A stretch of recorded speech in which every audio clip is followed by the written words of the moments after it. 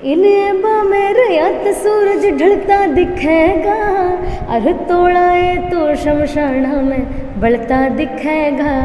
तेरा माइंड रवे सारी हाना असलिया की बुक्का पे रे लिख के वेरी घूमे से मेरा नाम बंदूका। चले 302 के खूब मुकदमे जज भी समझे ना, क्यों करवाता पर विवाद बने यहाँ कैसी जर्नी थी। इल्जाम गलत जो लागे तो मैं भी बेकाबू होया।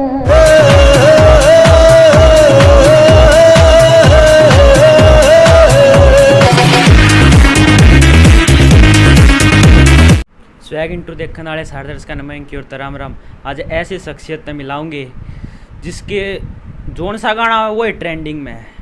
अब समझ में नहीं आ रही लोग के यह आवाज़ आई कितने है, आवाज़ में इतना दम है, लोग का दिल जीत ले है। तो सबसे पहला हम जानेंगे अंजलि मैम तय। अंजलि मैम राम राम। राम राम। कैसे हो? बहुत बढ़िया।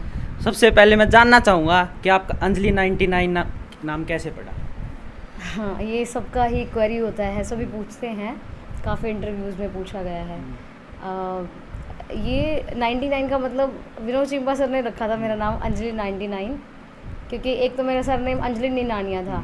उन्होंने बोला कि तू मतलब कहीं पे भी जब भी मतलब उन्होंने मेरा स्ट्रगल देखा हुआ, काफ़ी चीज़ें उनको पता है मेरे बारे में, तो बोले कि ना कोई भी पर्सन अपने काम के प्रति 100% मतलब 100% नहीं होता, तो तू 99% है, मतलब तू 99% देती है अपना गाने में भी और अपने मतलब भाग दौड़ वगैरह में भी। तो उन्होंने इसलिए बोला, तो उसी वजह से उन्होंने मेरा नाम मतलब मेरे गानों में जो उन्होंने गाने कराए वहाँ से मतलब नाम देना स्टार्ट कर दिया अंजलि 99।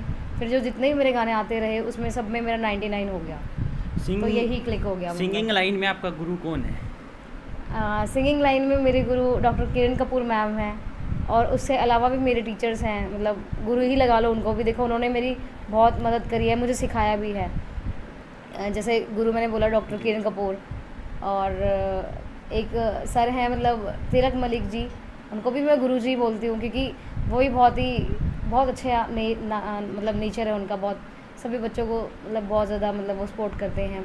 और प्रिंस सूफ़ी सर हैं जिनकी एकेडमी है सोनीपत में, उन्होंने भी मेरे को बहुत ज़्यादा अप्रिशिएट किया, बहुत ज़्यादा सपोर्ट किया। मतलब मेरे पास मोबाइल भी नहीं होता था, कोई इतना सपोर्ट नहीं कर सकता। मतलब ये उन्होंने बोला कि तेरे पास किराया भी नहीं है ना, तो मैं दूंगा, तू एकेडमी पे आ, सीख, नो फीस, मतलब कुछ भी नहीं होगा। मतलब मेरे पास मोबाइल भी नहीं था और उन्होंने मेरे को मोबाइल दिया था कि ये ले, मतलब कीपैड वाला ही फ़ोन दिया था, और मतलब उन्होंने मेरी बहुत मदद की थी। कौन से गाँव से आप? मेरा गांव का नाम है गुना फरमाना। सिंगिंग लाइन में आप किस तरह आए, उसके पीछे का राज क्या था, क्यों आना पड़ा? सिंगिंग लाइन में मेरे को मतलब पहले से शौक था, मतलब गाने का तो शौक था, बट ये नहीं पता था कि मैं एक सिंगर बनूंगी मतलब बड़ी होके। तो मतलब जब मुझे पता चला कि हाँ मुझे सिंगर बनना है, मतलब जब मुझे थोड़ा पता चला 12th क्लास के बाद कि मेरे को अब सिंगिंग लाइन में ही जाना है, तो उसके बाद मैंने स्टडी की, अपने म्यूज़िक में ही मैंने स्टडी की। उसके बाद मतलब मेरे को ये था, जो मेरी फैमिली कंडीशन थी, क्योंकि मेरे अंदर कोई और टैलेंट तो था नहीं, मतलब ड्राइंग का था, ड्राइंग टीचर का, मतलब मैं चाहती थी कि मैं ड्राइंग टीचर बनूँ, स्केचेस वगैरह का। लेकिन जब मैं सिंगिंग में घुसी तो मतलब मुझे वो ड्राइंग का भी मेरा रह गया, मतलब तो फिर मेरे को ये था कि मुझे कुछ अच्छा करना है, अपनी फैमिली के लिए अच्छा करना है, अपने बहन भाइयों के लिए अच्छा करना है, और कंडीशन बहुत अच्छी करके, ताकि मैं भी किसी की हेल्प कर सकूँ। सिर्फ इसलिए मुझे इस लाइन में आना पड़ा, और मुझे शौक़ भी था। मेरे बड़े मामा जी थे जिनका नाम रवि था, मतलब 6 साल से उन्होंने मुझे मतलब बड़ा किया, 6 साल से, उनको बाद में एक्सपायर हो गए थे। वो भी बहुत प्यारा गाते थे, तो सब कहते हैं कि तू अपने मामा पे गई है, मतलब। और मम्मी पापा, दादा दादी, नाना नानी, सबको शौक़ है मतलब मेरे फैमिली में। तो मुझे फिर यही था कि मेरे को अपना सिंगिंग ही मतलब म्यूज़िक लाइन से ही मेरे को आगे निकलना है, स्टडी में भी और ये गाने वाली लाइन में भी। आपने कितनी स्टडी कर रखी? स्टडी मतलब अभी इतनी तो नहीं ज़्यादा कर रखी, मतलब चल ही रही है। ग्रेजुएशन के बाद मैंने मास्टर किया एमए म्यूज़िक कुरुक्षेत्र यूनिवर्सिटी, और अभी मेरी बीएड चल रही है। तो आपकी फैमिली में कोई सिंगर रहा है या है अभी कोई सिंगर? फैमिली में मेरे फादर गाते थे, मतलब, और मम्मी, जैसे फैमिली में तो मतलब देखो जो हमारी मम्मियाँ होती हैं वो तो खाना बनाते टाइम मेरी मम्मी कई बार गाती हैं, कई बार हम जब बैठते हैं तो भी मम्मा हम सुन लेते हैं, मतलब ऐसे ही। और फादर मेरे चाचा भी मतलब और सब मेरी पूरी फैमिली को मतलब गायकी बहुत पसंद है। अभी तक आपने कितने गाने गा चुके हैं, कितने रिकॉर्ड हो चुके हैं अभी तक? ये तो मुझे नहीं पता, मतलब काफ़ी हो चुके हैं रिकॉर्ड, उसमें से 7-8 गाने तो हिट भी हैं मतलब। सबसे पहले गाना आपने कौन सा गाया था? सबसे पहले तो मेरे कुछ ऐसे, शुरुआत किससे हुई थी? सबसे पहले तो मेरा एक गाना आया था गंगा मैली कुछ टाइप, गंगा मैली नाम था, SRJ प्रोडक्शन से आया था और वहाँ से मेरी शुरुआत थी, एक जैसे माइक पे कैसे गाते हैं। लेकिन मेरे को ये नहीं पता था कि हमें क्या स्केल लेना चाहिए, कैसे गाना चाहिए, कुछ नहीं पता था कि कैसे, मतलब हमें एक स्केल ही होता है जब सिंगर स्केल के थ्रू ही गाता है, ये नहीं कि कहाँ से भी उठा के गा दें हम लोग। तो उस टाइम मुझे नहीं था बिल्कुल भी नॉलेज। जब मैंने अपने टीचर से, गुरुओं से सीखा तब मुझे पता चला कि हाँ ये एक चीज़ होती है। उसके बाद मैंने स्टार्टिंग की, फिर उसके बाद वो कुछ ऐसे गाने थे, गंगा मैली हो गया, कुछ हरियाणवी भी गाने थे जिनको मैं अभी भी नहीं सुनती, मतलब गंगा मैली तो फिर भी ठीक था, लेकिन जो और गाने थे उनसे मेरे को फेम नहीं मिला। हाँ उस टाइम में फ्री में गा रही थी मैं कि भाई मेरे को एक प्लेटफॉर्म मिल जाएगा, स्टार्टिंग मतलब जैसे करनी है। सबसे पहले फिर मैंने जो बहुत अच्छा मेरा प्रोजेक्ट था, मुकेश भाई ने कराया था, तेरा प्यार। तेरा प्यार बहुत ही प्यारा गाना था। उसके बाद से फिर मेरे को रिकॉर्डिंग का काम भी मिलने लगा था, जहाँ से मैं फ्री में गाती थी वहाँ से मैं 1000, 2000, 3000 ऐसे लेने लगी थी तेरा प्यार के बाद। और उसके बाद जैसे और भी रिकॉर्डिंग आती रही, फिर मैंने अपना 5000 रेट कर दिया था। और मतलब क्योंकि मेरे को भाई ने बोला था कि अंजलि तेरा गाना ही बहुत अच्छा क्लिक हुआ है, हालांकि मतलब चला नहीं, कोई बात नहीं। उसकी 2 लाइन। तो हाँ जी, हर विश तेरी पूरी हो जा, मेरी विश या रब तैसे, मुकेश जाजी माँ की सू तू, मन प्यारा सब तैसे, मुकेश जाजी माँ की सू तू, मन प्यारा सब तैसे, तू होया घना चेंज क्या काले वैसे रिवेंज, मेरी जान लेन ने भी त्यार से, के यो है तेरा प्यार से, के यो है तेरा प्यार से, यो है तेरा प्यार से, के यो है तेरा प्यार से, यो है तेरा प्यार से, के यो है तेरा प्यार से, यो है तेरा प्यार से, के यो है तेरा प्यार से, दरा रा रा रा रा रा, ये आया था। उसके बाद मेरे काफ़ी सॉन्ग्स भी आए। फिर मेरा इसके बाद आया 7 जन्म, जिसकी फीमेल पार्ट मतलब एंडी कुंडू जी ने गाया था इसका मेल पार्ट, और 3-4 लाइनें जो फीमेल था, फीमेल पार्ट वो मैंने गाया था, और वही इंस्टाग्राम पे मतलब क्लिक हो गई थी, चलने लगी थी। उसमें प्रांजल जी थी, प्रांजल दैया जी, तो बहुत अच्छा गाना था ये हमारा। और फिर ये क्लिक होने के बाद फिर मेरा सेकंड सॉन्ग आया बंदूक, और वो बहुत ज़्यादा फेमस हो गया। मैडम ने कहा कि अंजलि में तो एटीट्यूड है, करोड़ा रुपये कमा लिए। ये तो मुझे नहीं पता, ये बात मेरे को भी सुनने को आती है। काफ़ी जो हमारे आर्टिस्ट हैं ना, मतलब जो इस लाइन के आर्टिस्ट हैं, वो भी मुझे जब हम मिलते हैं आपस में तो वो ये कहते हैं भाई हमें तो लगता नहीं कि आपके अंदर एटीट्यूड है, हमें तो 1% नहीं लगता, लेकिन सब ऐसे बोलते हैं इसमें बहुत ईगो है, बहुत घमंड है, ये किसी से बात नहीं करती। बट देखो मैं किसी स्टूडियो में जाती हूँ, हम सबसे मिलते हैं तो हेलो हाई होती है, और कोई पूछ लेता है भाई फैमिली में सब कैसा, रिकॉर्डिंग करते टाइम, तो बस फिर मेरा यही होता है कि अगर मैं जानती हूँ तो मैं देखो उनसे बोल सकती हूँ। अगर काफ़ी टाइम मतलब मैं 2 साल 3 साल किसी से जानती हूँ, मतलब उसको मैं मतलब मेरा लिंक है उनसे, तो फिर मैं हंसी मजाक भी चल जाता है। लेकिन हम जब किसी को जानते नहीं हैं, हमें ये पता है कि हाँ भाई ये भी इस लाइन में काम कर सकते हैं, मतलब कर रहे हैं, ये राइटर हैं, उनसे अच्छे से नमस्ते जो भी है मिले। लेकिन ये तो नहीं ना मतलब बात ही बात करते रहें। तो अगर कोई मतलब मेरे जैसी कोई गा के उनसे हेलो हाय करके अच्छे से और चुप बैठी है, तो देखो मैं अपना कसूर नहीं मानती, क्योंकि मुझे ज़्यादा हंसी मजाक मतलब जब जानते ही नहीं हम तो कैसे इतना बोल सकते हैं। मेरे को ये रहता है कि अपनी रिकॉर्डिंग करो और सबसे अच्छे से काम करके और निकलो, बस बात ख़त्म। और अगर इसमें भी आप लोगों को लग रहा है कि भाई एटीट्यूड है, तो फिर इसमें मेरा कोई कसूर नहीं है। सबसे ज़्यादा ये सवाल है कि अंजलि शादी कब करेगी, इतना बड़ा फिल्म बना लिया। ओह माय गॉड, नहीं अभी शादी का तो नहीं है प्लान, क्योंकि अभी मेरे भाई बहन छोटे हैं, अभी उनको अच्छे से स्टैंड करके। और सबसे पहले मेरा एक ड्रीम है, जैसे मम्मी पापा गांव में हैं, हम सब तो यहाँ रोहतक रह रहे हैं रेंट पे ना, तो यहाँ पे सब स्टडी कर रहे हैं बच्चे, बस फटाफट से मेरे को मम्मी पापा को भी अच्छी फैसिलिटी देनी है। उसके बाद फिर कुछ शायद कुछ मतलब मुझे नहीं पता ज़्यादा, फिर भी मैं तो यही चाहूँगी पहले बहनों का करके फिर मेरा हो या ना हो, मतलब मेरे को वैसे शादी करनी तो नहीं, बट आगे का कुछ नहीं पता हमें। मैडम दर्शक भूखे बैठे हैं, आपका गाना सुनती बेहतर आवे, 2 लाइन बंदूक गाने की। ओके। हम्म, इन ऐबा मेरे यात सूरज ढलता दिखेगा, अर तोड़ाए तो शमशाना में बढ़ता दिखेगा, तेरा माइंड रवे सारी हाना असलिया की बुक्का पे, रे लिख के बैरी घूमे से मेरा नाम बंदूका पे, रे लिख के बैरी घूमे से मेरा नाम बंदूका पे। तो मैडम सबसे पहले जो आपने गाना गाया तो आपके मन में क्या था, अच्छा बनेगा, मैं कैसे कर पाऊंगी स्टूडियो में, ऐसे कुछ हुआ हो? मतलब जब मेरा फर्स्ट सॉन्ग था ना, जब जी। मुझे मुकेश भाई ने बुलाया तेरा प्यार, मतलब रात में हमने रिकॉर्ड किया था, मतलब मुझे याद है अच्छे से, और वो बहुत ही प्यारा गाना था। आप लोगों ने देखा भी होगा, तेरा प्यार मैंने अभी सुनाई थी उसके दो तीन लाइनें। जी। उसके बाद जो 7 जन्म था उसके लिए मैं बहुत एक्साइटेड थी, क्योंकि क्या था कि जब कोई सपोर्ट नहीं था तो मैंने सबको इंस्टाग्राम पे अपनी प्रोफाइल वगैरह भेजी। मैंने बोला sir I am a singer, तो प्लीज़ मेरे लाइक कोई काम हो तो मुझे बताना, क्योंकि मेरे को ये था कि कोई सपोर्ट तो करने वाला नहीं है। हम किसी को भी बोलते हैं, कोई रिस्पॉन्स नहीं देता है। खैर वो बिज़ी होते हैं, उनका भी कसूर नहीं है, लेकिन मेरे को ये था कि एटलीस्ट मैं खुद के लिए तो कुछ कर सकती हूँ।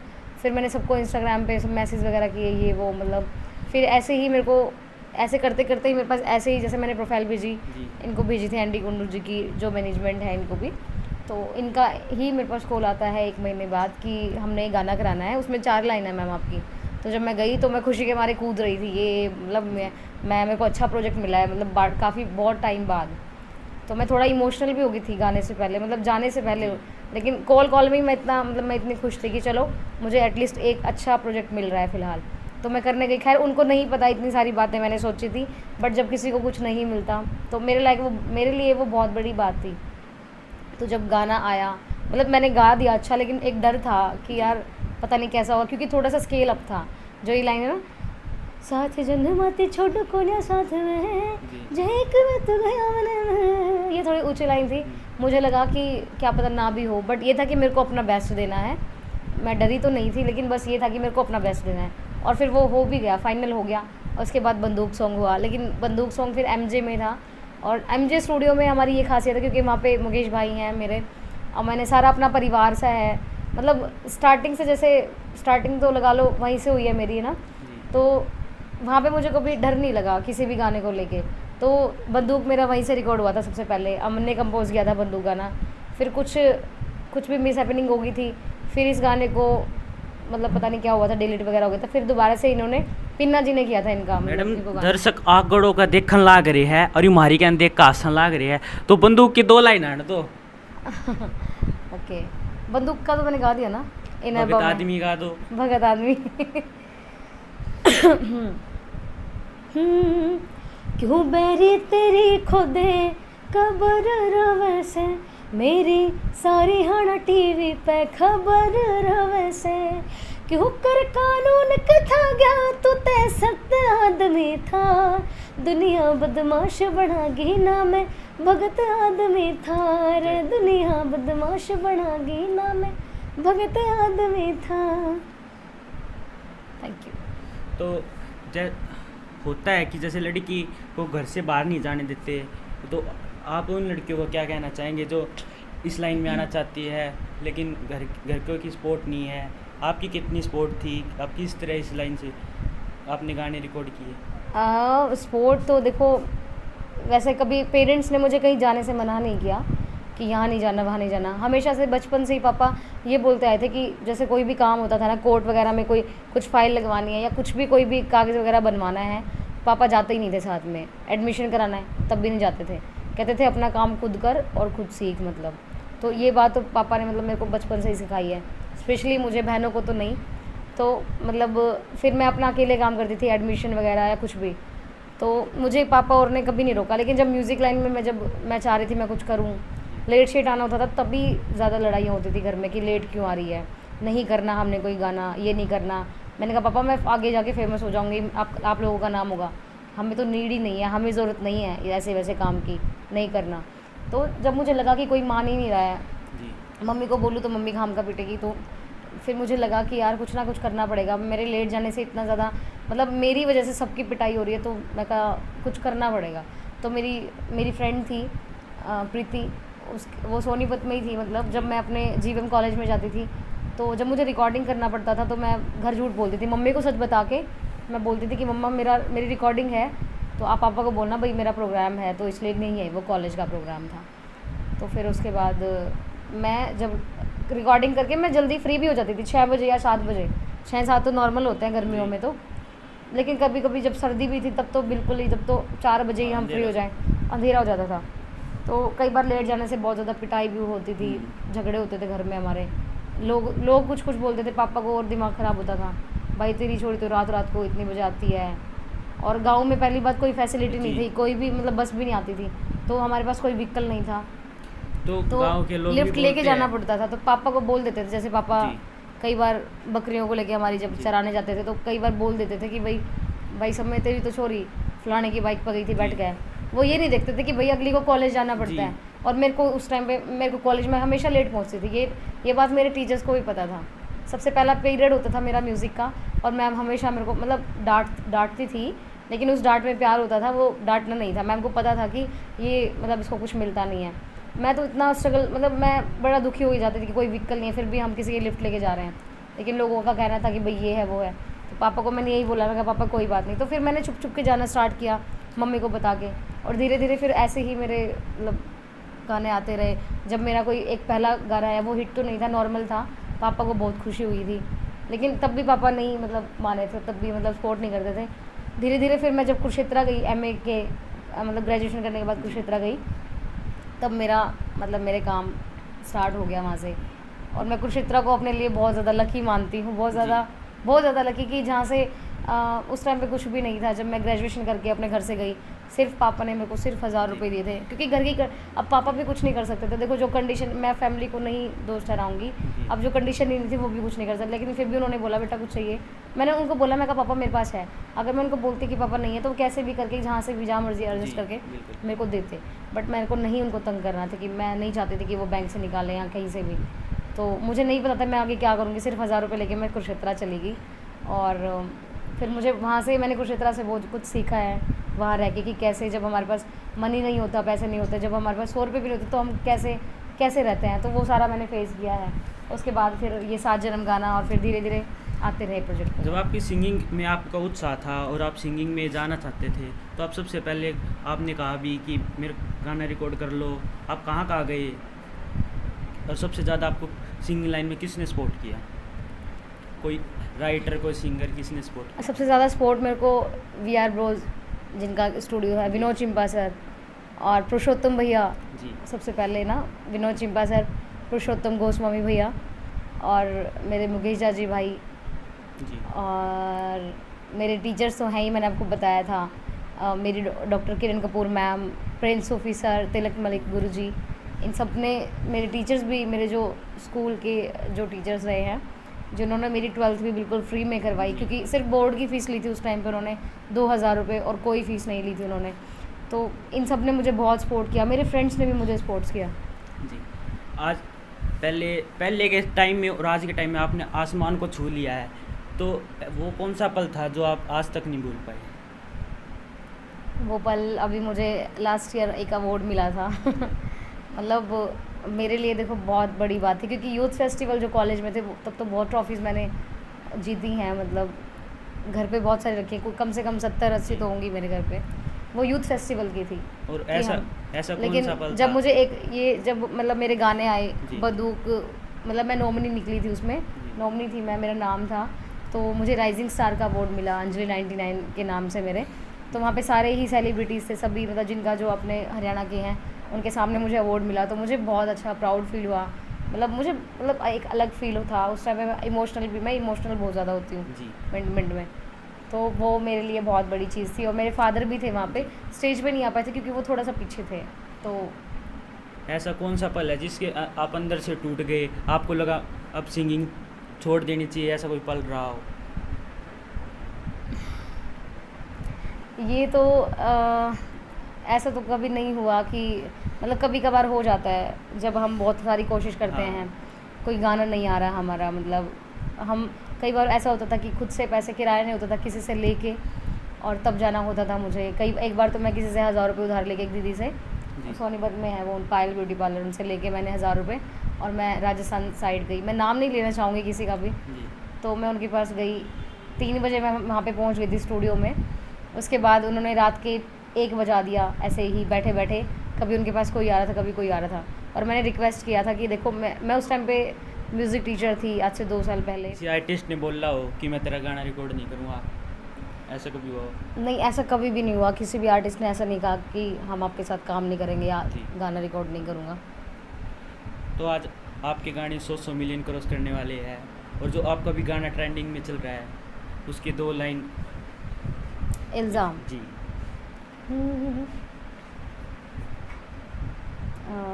मुझे कुछ लाइनें याद हैं, कुछ कोई नहीं नहीं, है। सुन लो दोबारा। कैसे था सर?